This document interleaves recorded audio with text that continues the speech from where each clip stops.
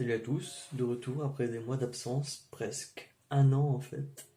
Cette vidéo a su se faire attendre et pas qu'un peu. Alors qu'est-ce qui s'est passé en un an? Qu'est-ce qui s'est passé en 2020? Trois fois rien vraiment. Du coup, vu que je me retrouve confiné une deuxième fois, je me suis dit qu'il serait temps de faire vivre un peu plus cette chaîne YouTube, cette chaîne Booktube. Je souhaite donc commencer simplement ce mois de novembre avec un récapitulatif de mes lectures depuis le début de l'année en fait. Cette année pour le moins étrange.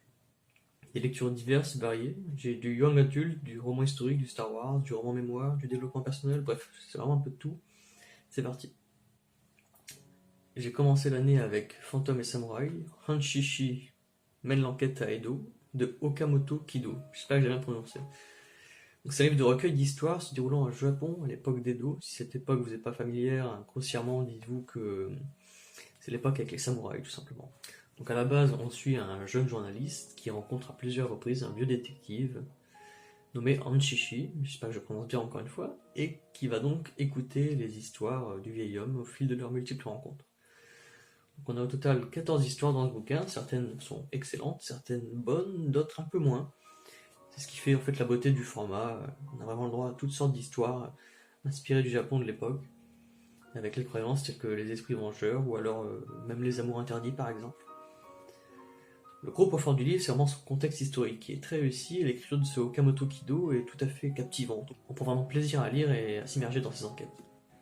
Je sais aussi qu'il y a eu un autre livre qui est sorti, qui ne fait pas vraiment office de suite directe, étant donné le format, mais qui reprend du coup de nouvelles histoires, de nouvelles enquêtes. Donc je me ferai un plaisir de lire la suite des enquêtes de Hanshishi. Précipice de John Jackson Miller, qui est une nouvelle de la série Star Wars Lost Tribe of the Sith. C'est en bref l'histoire d'un clan Sith qui s'échoue sur une planète déserte. S'ensuit alors l'histoire de querelles et autres manigances de Sith. Sur le papier, ça s'avère intéressant, mais ça manque cruellement de rythme. C'est peut-être le fait que cette série s'étire justement sur 10 nouvelles. Donc il faut vraiment du temps pour vraiment mettre en place les événements, les choses, les personnages. En tout cas, ça ne m'avait pas assez convaincu pour que je continue la série, malheureusement. S'en est suivi d'une bonne lecture cette fois, j'ai lu en février La Saison des Feux de Céleste NG, je sais pas comment on dit NG. C'est l'histoire de Mia, mère célibataire, et sa fille Pearl qui déménage à Shaker Heights, une banlieue un peu chicose, où tout semble parfait, en particulier chez les voisins Richardson. Donc l'histoire se concentre sur ces deux familles et leurs relations. Le personnage de Mia, un peu free spirit et mystérieuse, est assez intéressant, et les différentes intrigues sont de toute façon maîtrisées. Merci à l'écriture de Céleste NG. Le livre traite différents sujets tels que la famille, forcément, la maternité, les inégalités sociales et bien d'autres sujets que je vous laisserai vous-même profiter. Pour vous situer un peu sur mon choix de lecture, à ce moment-là, je ne faisais qu'entendre du bien du livre depuis des mois, alors je m'étais dit qu'il était temps de découvrir un peu. Je regarde un bon souvenir, mais un souvenir bref, effacé même, car même si le récit s'avère intéressant, j'ai eu en fait un peu de mal à vraiment apprécier les personnages. J'ai trouvé la famille Richardson très caricaturale, Mia un peu trop secrète, et sa fille Pearl trop naïve obnubilée par justement les Richardson. Donc tout ça ne m'a pas vraiment aidé à ressentir la moindre empathie pour les personnages. Aussi, il y a une vraie sensation au fil de lecture, comme si, quoi que fassent Mia et Pearl, quoi que fassent les Richardson, Mia et Pearl sont forcément les gentils, les Richardson sont forcément les méchants. Je trouvais ça un peu réducteur, un peu facile. Par exemple, la mère Richardson qui choisit une vie calme aurait forcément tort, comparé à Mia qui est plus libre, mais qui est en fait totalement instable sous bien des points, en particulier le point financier. Je regrette juste qu'après plusieurs mois découlés depuis ma lecture, c'est finalement une intrigue plutôt secondaire qui m'a le plus marqué. Quoi qu'il en soit, je compte à nouveau lire cette autrice d'ici les prochains mois. Petite note au sujet de l'adaptation en mini-série que vous trouverez sous le titre original du livre, Little Fires Everywhere, est disponible du coup sur Amazon Prime et est une adaptation tout à fait réussie. C'est une mini-série, c'est quelques épisodes, c'est donc très rapide et assez haletant, à l'image du livre finalement. Donc n'hésitez pas. Après cette lecture plutôt sympa, j'ai tout de suite enchaîné avec Revan de Drew Karpyshyn, j'espère que je prononce bien encore une fois, qui est du coup le premier livre de la série The Old Republic de Star Wars. Donc pour vous situer, on parle de Revan, ce personnage-là, qui est un Jedi qui a fait la guerre contre Mandalore, et en est revenu utilisateur du côté obscur, donc cherchant à annihiler la République tout entière, alors qu'il en est à la base son défenseur. Donc plutôt cool comme scénario, comme idée. Seulement voilà, il se plante, Et le Conseil Jedi lui efface la mémoire, ne lui laissant qu'un vide dans son esprit et une vision que la République serait en danger. Voilà pour le background qui est un peu plus raconté dans le livre, et encore plus raconté apparemment dans les jeux vidéo. Voilà. Donc loin d'y connaître au sujet de The Old Republic, j'attendais avec impatience en fait de connaître ce fameux personnage Revan, j'imaginais majoritairement comme quelqu'un de conflictuel, mêlant côté lumineux, côté obscur, comme j'avais cru le comprendre justement. Seulement, bien que l'histoire de Revan s'avère intéressante, son développement s'avère lui pas très divertissant. On passe finalement peu de temps avec ce personnage, et quand c'est le cas, c'est tout le temps d'un point de vue extérieur. On sait peu de ce qu'il pense réellement, si ce n'est qu'il agit toujours pour sa famille, pour la galaxie. Donc, malheureusement, je n'ai pas trouvé ce personnage particulièrement complexe, alors que j'ai la certitude qu'il l'est. De plus, beaucoup d'autres personnages prennent place au sein de l'intrigue, peut-être un peu trop, n'aidant en rien à en savoir plus sur ce Revan. Donc le Sith Scourge est néanmoins un personnage intéressant, et l'écriture de Karpyshyn de manière générale est franchement très agréable. J'ai apprécié l'histoire, mais avec une pointe de déception, ayant eu beaucoup d'attentes malheureusement. Surtout quand on sait que ce livre s'appelle Revan, et on parle pas tant que ça de Revan. Donc j'imagine que ce livre ne lui fait pas totalement honneur, et que pour en apprendre plus sur le personnage, il faudrait plutôt jouer au jeu. Bon, je vais au moins reconnaître ceci, le livre donne envie d'y jouer au jeu. L'alchimiste de Polo Coléo, eh bien on peut dire qu'il n'y a pas eu d'alchimie entre nous. C'est l'histoire d'un berger qui part à la recherche d'un trésor. Voilà, c'est tout. On peut résumer le livre à ça. Tout le reste réside dans sa philosophie, et je dois dire que ça ne m'a pas vraiment convaincu. Peut-être j'étais trop terre à terre en le lisant, ou je suis simplement trop terre à terre tout court. En tout cas, je n'ai même pas eu le courage de le finir, préférant enchaîner sur Devenir de Michelle Obama, qui a été vraiment un énorme coup de cœur, et littéralement une de mes meilleures lectures de cette année. Pas besoin de vraiment parler de synopsis, vous vous doutez bien qu'il s'agit de son autobiographie. Alors elle a tant œuvré en tant que première dame, en particulier dans l'éducation, c'est difficile de vraiment s'en rendre compte quand on s'intéressait pas vraiment à la politique entre 2008 et 2017. Et bah écoutez, c'est bien plus intéressant que je l'imaginais, ce livre m'a totalement conquis du début à la fin. L'histoire de Michelle Obama est très inspirante et remplie de moments très touchants. Son écriture est indéniablement efficace et captivante, même lors de moments où certains chapitres un peu longs m'ont laissé de marbre. Be in school. Get your freaking education. Je dois dire que son message ne peut difficilement rester inaperçu tant on l'exprime si bien. C'est un livre sur l'optimisme d'avancer dans la vie, se donner toutes les chances pour viser l'excellence, et je ne vois vraiment pas comment ne pas en être inspiré en retour. Au final, ce livre est bien plus efficace que n'importe quel livre de développement personnel. C'est un énorme coup de cœur, et je vous le conseille. Pour finir ce mois de février des plus productifs en lecture, j'ai continué la série The Old Republic, avec Complot de Paul S. Kemp, qui raconte l'histoire de Dark Malgus, ce personnage-là qui s'apprête à réaliser un assaut sur le temple Jedi, et à tout simplement détruire ce temple avec tous les Jedi à l'intérieur. Seulement voilà, vous connaissez la règle, s'il y a un site prêt à tout pour détruire, un Jedi aussi pour sauver la journée, et en particulier pour sauver la mort de son maître. Dans son cas précis, elle s'appelle Arin Lenir, et elle s'apprête à enfreindre toutes les règles possibles pour arriver à ses fins. J'adore raconter des synopsis, je trouve ça palpitant comme ce livre en fait. Après une légère déception avec Revan justement, tous mes espoirs reposaient sur ce complot, et qu'est-ce que je l'ai aimé, c'est vraiment un des meilleurs Star Wars que j'ai pu lire jusqu'à maintenant.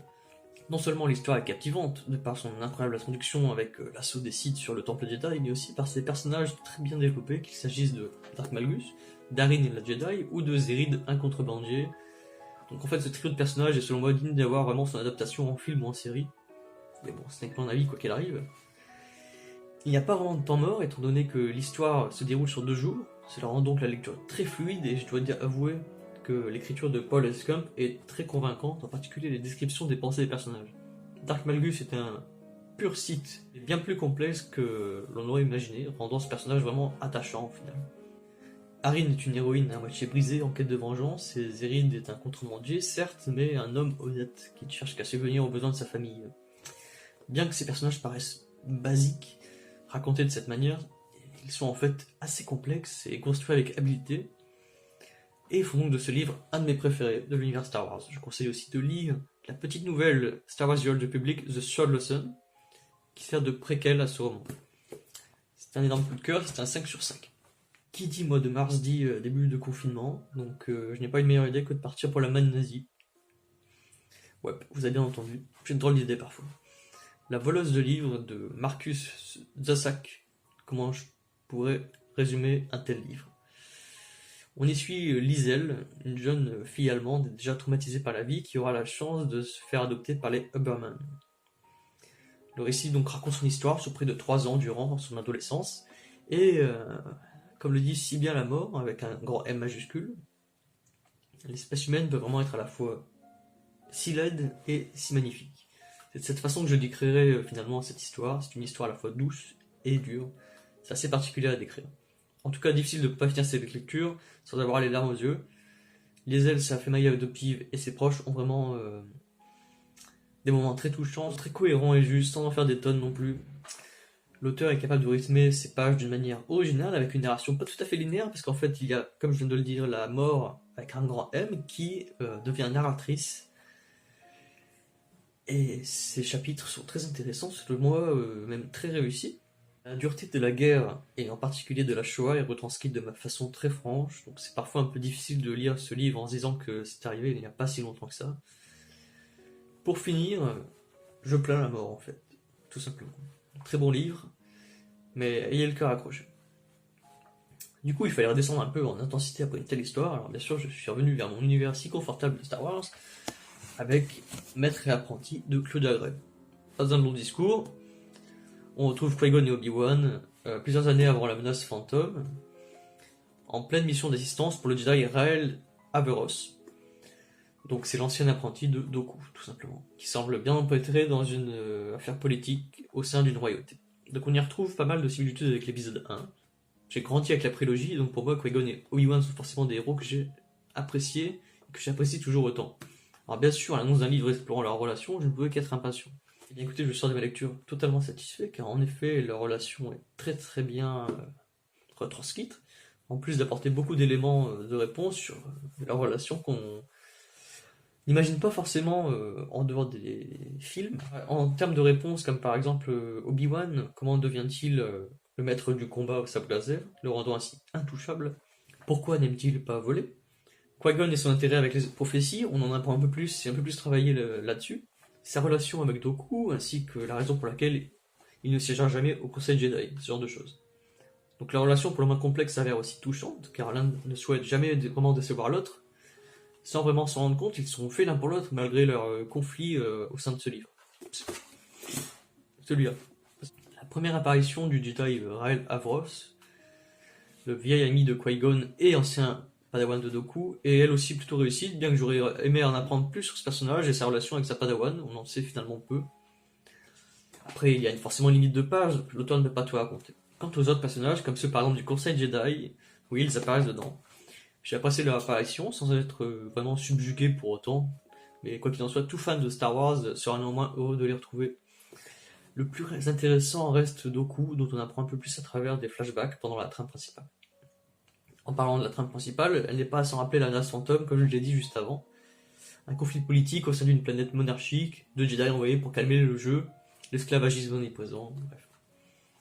En revanche, la comparaison s'arrête là, quoi qu'il arrive, car il s'agit bien d'une œuvre originale, avec son lot de politique, d'action, de moments d'émotion, et même de retournements de situation tout à fait palpitante. Ce n'est pas un coup de cœur, mais j'ai fort bien apprécié cette lecture, fluide, captivante. Claudia Gray sait écrire, et je vais suivre son travail de plus près. J'ai fini ce drôle de mois de mars de confinement avec Fille de Shanghai de Lisa Si, qui est l'un de mes livres préférés. En fait, je voulais le relire pour lire sa suite. Donc on est en Chine en 1937 et on suit les sœurs Pearl et May, qui sont issues d'une famille aisée et dont tout leur réussit jusqu'au jour où leur père se retrouve ruiné et décide de les vendre à des Chinois de Californie pour les marier. À peine la nouvelle digérée que des bombes du Japon viennent s'abattre sur la ville. Ouais. L'océan infini de la misère humaine, c'est le nom de l'un de ces chapitres du livre, et il décrit plutôt bien finalement celui-ci. Il s'agit d'une histoire vraiment très émouvante, la relation qu'entretiennent les deux sœurs est absolument magnifique, et le suivre sur plusieurs décennies intensifie d'autant plus notre implication dans leur histoire. On vit avec eux toute leur vie. Pendant des décennies, on se rend compte du poids de l'héritage, du poids des actes, du poids de la vie, en fait. Et malgré leurs difficultés, elles auront toujours cette résiliation à accepter les lourds changements, parfois brutaux, que le destin a décidé. Et quoi qu'il en advienne, elles seront toujours liées par l'amour fraternel qui les unisse. À un moment, l'une d'elles dit à l'autre: quand nos cheveux auront blanchi, il nous restera notre amour de sœur. Voilà, pour bien illustrer justement le livre. Donc d'autres personnages de l'histoire ont su gagner mon affection au fil de la lecture, en particulier Sam, qui est l'un des Chinois de Californie censé marier Pearl. Donc le contexte historique et politique permet bien de se rendre compte de la situation des immigrés de l'époque, et très franchement, on est bien content d'être en 2020, aussi horrible soit cette année. Quoi qu'il en soit, Lisa C. est vraiment une plume incroyable, et c'est bien pour ça que j'ai tout de suite commencé Ombre chinoise, qui est la suite directe où on se retrouve 20 ans plus tard, toujours avec les deux sœurs, May et Pearl, mais aussi avec leur fille Joy. Alors j'ai dit leur fille, je ne spoil pas, je vous laisse lire d'abord le premier livre, vous comprendrez. J'avais de grandes attentes pour ce livre à tel point que j'ai pris presque 2 ans pour me décider à le lire, il a traîné là derrière. Mais ça y est, ma lecture est désormais terminée, je dois dire adieu à Pearl, May et Joy, et c'est ce genre de fin de lecture douce amère, tant au niveau d'avoir fait ce voyage à travers près de 1000 pages, au total, et tant on est triste de voir le voyage s'achever. Ombre chinoise du coup reprend exactement la fin de Fille de Shanghai, à la différence que l'on alterne cette fois entre la narration de Pearl et de sa fille Joy. Donc je n'ai pas particulièrement envie d'aborder l'histoire tant je savoure, et en plus j'ai pas envie non plus de vous spoiler la suite, si vous avez envie de lire justement le premier tome. Donc je vais plutôt vous parler du contexte du livre. Contrairement à Fille de Shanghai qui se concentre sur les immigrés chinois aux US pendant la période où l'anticommunisme était très développé, ici on parle de la Chine des années 1950. Et donc du communisme, le grand bond en avant, vous connaissez. Sa propagande, ses leaders, les répercussions sur les Chinois attirés par l'impérialisme américain, etc. Donc on y découvre à quel point la propagande fait justement son effet, et ce malgré la véritable hypocrisie ambiante, en plus de l'incompétence totale des autorités qui finissent par réclamer peu à peu à la population l'impossible en fait. S'ensuit alors un enchaînement d'échecs et ses conséquences qui sont largement démontrées dans les livres d'histoire, mais aussi dans ce livre. Que l'histoire est d'ores et déjà captivante, le contexte historique rend d'autant plus le récit cohérent et juste. Il y a une véritable authenticité finalement qui se dégage de cette fiction, et c'est assez incroyable comme sensation à la lecture. On a vraiment l'impression de lire presque un mémoire, alors que ce n'en est pas un, c'est une fiction. Je me souviens m'être intérieurement plaint du manque de rythme de l'histoire, mais je me suis ensuite rendu compte que cela avançait en fait au rythme du grand bond en avant, et que plus la situation se détériorait, plus l'histoire devenait tendue elle aussi, et alors passionnante. Après tout, c'est ce que cherche tout lecteur, à quoi bon lire s'il n'y a pas d'éléments déclencheurs de retournement de situation. À nouveau, Lisa C. nous fait peser le poids de nos actes à l'aide de sa plume toujours splendide. Ses recherches sont ultra poussées et elle mérite pleinement pour cette duologie le titre d'écrivaine. C'est vraiment ce genre de livre, ce genre de duologie qui vous fait aimer la littérature pour la vie en fait, et qui pourrait même vous donner envie de vous essayer à l'écriture. C'est un énorme coup de cœur, c'est un favori, c'est 5 sur 5, tout ce que vous voulez. Un peu plus tard, je me suis fait une petite matinée lecture à lire des nouvelles de Star Wars, telles que A Tale from the Dark Side, dont le pouvoir du côté obscur impressionne toujours, Light and Shadow, qui est une nouvelle courte mais des plus plaisantes à lire. J'adore les personnages conflictuels et la nouvelle justement régale à ce niveau. Les combats sont très bien écrits et je dois avouer que les descriptions des éclairs de force m'ont vraiment fait rêver. J'ai fini la petite matinée avec The Last Battle of Colonel Jace Malcolm et avec le tome 1 de la série de comics The Old Republic, Le sang de l'Empire. Pendant le mois de mai, je dis bien pendant tout le mois de mai, c'est le temps qu'il m'a fallu pour en finir, j'ai lu Fille de la mer de Marie-Lynn Bacht, qui prend place tout au sud de la Corée, où vivent Anna et sa petite sœur Amy, qui font partie de la communauté des Hanyu. Alors pas les agneaux, Hanyu. Vous en avez peut-être entendu parler, ce sont des femmes plongeuses en apnée. En 1943, Anna se fait enlever par un soldat à la place de sa sœur, la sauvant ainsi du terrible sort de celui de femme de réconfort. À ce moment-là, elle n'a que 16 ans.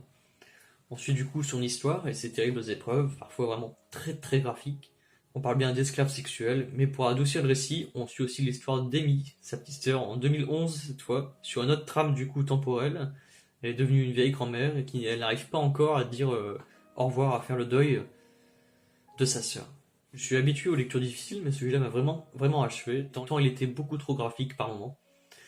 Et le pire de tout ça, c'est que ce genre de choses ont réellement eu lieu, et d'ailleurs, à d'autres endroits sur Terre, cela se produit encore, malheureusement. Voilà, à méditer, très belle fin en tout cas, c'est au moins ça. Après ce livre, il me fallait une pause, et de toute façon, le déconfinement avait eu lieu. J'ai passé ces derniers mois sans lire le moindre livre jusque début août. J'ai lu Hunt Yourself, Get Out of Your Head and Into Your Life by Gary John Bishop. Je ne suis pas un grand fan de développement personnel, mais celui-ci m'a été grandement conseillé, alors je me suis lancé. L'idée générale, c'est de nous inviter à réaliser une certaine introspection sur nous-mêmes et à appliquer quelques bons conseils dans la vie de tous les jours, en fait. Par exemple, l'art de penser de manière positive, car si vous pensez de manière négative, c'est la mauvaise humeur, le désespoir, les problèmes qui paraissent énormes, et parfois on crée même des problèmes là où il n'y en a pas. La pensée, qu'elle soit négative ou positive, a une vraie influence sur notre mental, et c'est important de s'en rendre compte pour pouvoir la dompter en notre faveur. Il y a aussi une grosse partie sur l'art d'accepter les événements qui se produisent dans notre vie, et d'y prendre nos responsabilités. Une autre partie sur l'art de prendre des risques, car la vraie vie se trouve en dehors de votre zone de confort. Enfin, si vous y réfléchissez sérieusement, vous vous rendez compte que plus vous essayez de rester dans votre zone de confort, moins vous y serez confortable. Parce que vous savez que vous pouvez faire plus, il y a toujours ce désir pour une vie meilleure que celle que vous avez déjà. Donc plus on essaie d'être confortable aujourd'hui, plus on se sentira inconfortable demain. Et quand je dis sortir de la zone de confort, je ne parle pas de destination, je parle d'exploration, l'exploration et l'exploration. C'est tout. Alors voilà un petit aperçu de la philosophie de ce livre que j'ai beaucoup aimé et je vous recommande de le lire. Je pense même le relire sous peu pour mieux l'assimiler encore. La semaine suivante, j'ai attaqué un gros morceau. J'ai lu Normal People de Sally Rooney. Alors il faut savoir que j'ai d'abord regardé la série adaptée que j'ai absolument dévorée. C'est littéralement la meilleure série que j'ai pu voir ces dernières années. Probablement même ma préférée de toutes les séries que j'ai pu voir. Voilà, ça met tout juste le tempo sur l'idée que j'en ai. Je voulais donc à tout prix lire l'œuvre originale de cette histoire que j'ai tant adorée. Eh bien, j'en ressors très convaincu. Pour faire simple, et parce que cette vidéo commence à être un peu longue, c'est l'histoire de Connell et Marianne, deux lycéens qui à première vue tout opposent. Connell est populaire, intelligent, sportif. Marianne est isolée, très privée, et se fait même harceler par la majorité de sa classe. Donc, malgré ces différences, ils vont commencer à se rapprocher au point d'entamer une relation. On les suit alors sur plusieurs années, du lycée jusqu'à l'université, avec son lot de bonheur, de malheur, de retrouvailles, d'adieu, et avec leurs rôles qui vont finalement s'inverser peu à peu. Je n'en dis pas plus, car je veux vraiment que vous profitiez pleinement de l'histoire. Alors dit comme ça l'air d'une histoire très classique, mais tout est dans l'art de la finesse et de la justesse, car ce livre est juste, vraiment très très juste et subtil, tant dans la psychologie de ses personnages que dans sa narration. Rien n'est laissé vraiment au hasard, chaque moment est travaillé et réussi. Je veux dire que Connell est en particulier réussi, il est difficile de sortir un personnage masculin aussi profond à notre époque. En bref, je veux sa traduction française très très vite, au plus vite, pour me donner l'occasion de le relire encore, et pouvoir fièrement le poser sur cette bibliothèque. Un sans faute que je conseille vraiment à tous, que ce soit le livre ou la série. Et c'est presque terrible de dire ça, mais je conseille encore plus la série en fait. Que je viens d'ailleurs de revoir il y a quelques semaines, et qui m'a donné envie à son tour de relire le livre. Je suis piégé dans une sorte de boucle, dans une spirale qui n'est pas infernale, loin de là. Mais bref, il y a vraiment beaucoup de choses à dire sur cette œuvre littéraire et son adaptation cinématographique, tant ça vous prend au trip vraiment. À tel point que, ça y est, j'ai décidé de faire une vidéo sur Normal People où j'analyserai les deux œuvres, enfin l'adaptation et son œuvre principale, son œuvre originale, plus amplement. Donc, stay tuned. Début septembre, c'était la rentrée, donc je n'ai pas eu le temps de lire grand chose, à part les comics Batman White Knight et Le Deuil de la Famille, que je conseille à ce petit prix là, seulement 5€ pour une histoire intégrale, moi je dis oui. Il y a d'ailleurs bien d'autres DC Comics à ce prix, donc n'hésitez pas à fouiller. Il y a aussi des Star Wars à petit prix en ce moment. Je vous mets les couvertures des comics en question. J'ai ensuite lu How to Become a Straight A Student de Carl Newport. Bon, lui aussi rempli de bonnes idées, mais qui s'avère un peu indigeste sur la longueur, pour être tout à fait honnête. J'aurais mieux fait d'étudier plutôt que de lire ce livre honnêtement. Et en ce moment, du coup, j'ai commencé à lire Atomic Habits de James Clear, qui pour le moment s'avère plutôt intéressant, même si j'ai un peu de mal ces derniers jours à m'y remettre. J'ai aussi commencé Le Comte de Monte Cristo d'Alexandre Dumas pour les cours, et j'adore. J'en parlerai plus précisément dans quelques semaines quand je l'aurai terminé, mais je sens vraiment que ça va être un coup de cœur. J'ai plein d'autres livres en tête que je souhaite lire. Il n'y a qu'à voir ma pile à lire là. Il y a du Murakami, Il y a des œuvres japonaises, sud-coréennes, il y a Millennium 5, il y a du Star Wars aussi, juste là-haut, là, qui m'attend. Bref, il y a encore beaucoup, beaucoup de choses à lire. L'année n'est pas terminée, donc je reviendrai vers vous pour des petites updates. Généralement, je ne lis jamais plusieurs livres en même temps, mais écoutez, la routine est faite pour être cassée. Sortez de votre zone de confort, et c'est sur ces magnifiques paroles que je vous laisse. Portez-vous bien, faites attention, et à très bientôt. Et promis, je reviendrai avant un an. Non.